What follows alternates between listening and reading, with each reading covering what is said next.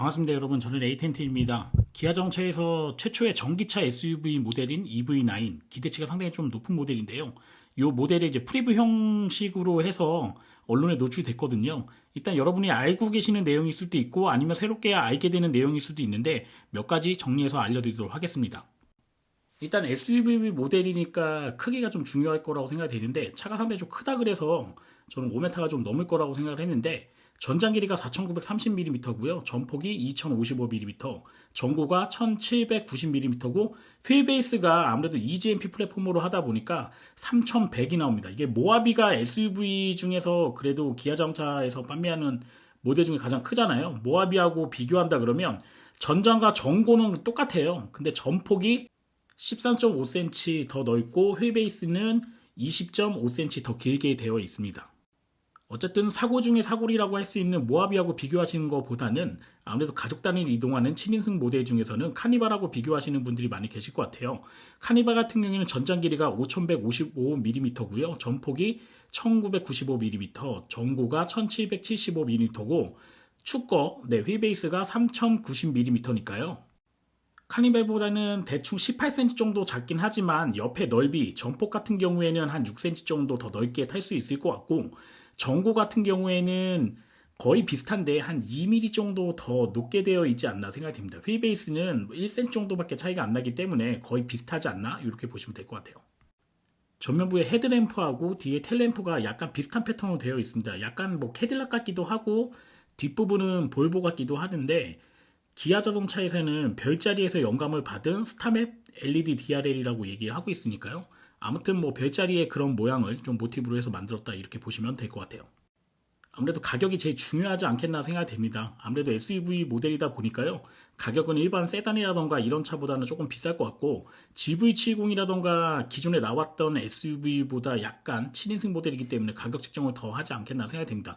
저는 대략적으로 한 8천만 원 선에서 아니면 7천만 원 중후반 정도로 해서 보조금을 한 50% 정도 받을 수 있는 그 정도로 세팅하지 않겠나 생각이 됩니다. 전면부로 보게 되면 기아 자동차가 기존에 가지고 있던 디스플레이하고 크게 차이가 없는 것처럼 보이긴 하는데요. 약간의 트릭이 들어가 있습니다. 12.3인치 디스플레이 두 개가 연결이 되어 있고요. 그 가운데에 5인치짜리 공조 시스템을 할 수 있는 디스플레이를 한 대에 묶어가지고 파노라믹 와이드 디스플레이로 만들었기 때문에 12.3인치 두 개, 그 다음에 5인치짜리 디스플레이 하나 이렇게 좀 연결되어 있기 때문에 기존의 기아 자동차보다는 약간 더 넓은 그런 디스플레이를 느끼실 수 있을 것 같고요.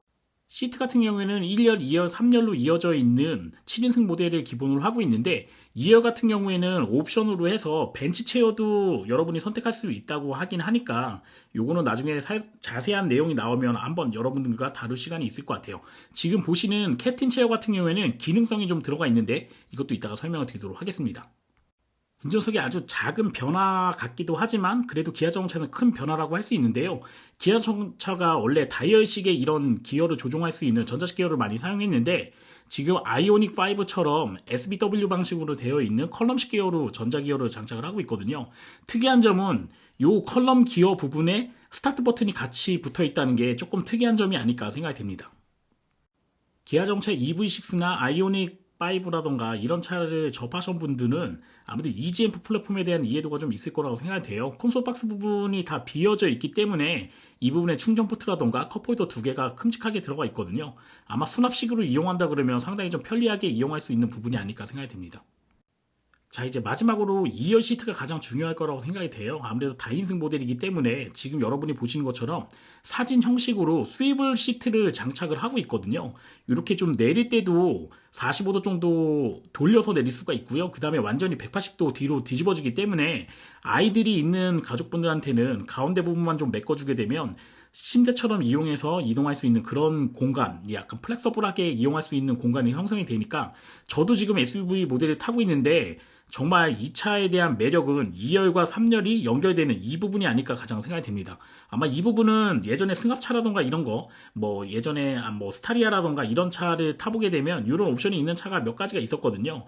그런 차에서 느꼈던 아무래도 편안하게 갈 수 있는 좀 다용도실로 이용할 수 있는 공간이 여러분이 편하게 이용할 수 있게 되었습니다. 자, 오늘 EV6 리뷰는 여기까지 하도록 할게요. 이 정도만 봐도 EV6가 내세우고 있는 거 어느 정도의 컨셉으로 내세우고 있는지 여러분이 이해하셨을 거라고 생각됩니다. SUV 모델 최초로 내놓는 거죠. 기아 자동차에서 내놓는 최초의 SUV 전기차 모델입니다. 아마 주행거리가 90kWh 이상 되는 배터리를 장착한다고 얘기하니까요. 제가 봤을 때는 한 400km 정도는 넉넉하게 주행할 수 있지 않겠나 생각됩니다. 저는 에이텐트였고요. 다음에 더 좋은 영상으로 찾아뵙겠습니다. 고맙습니다.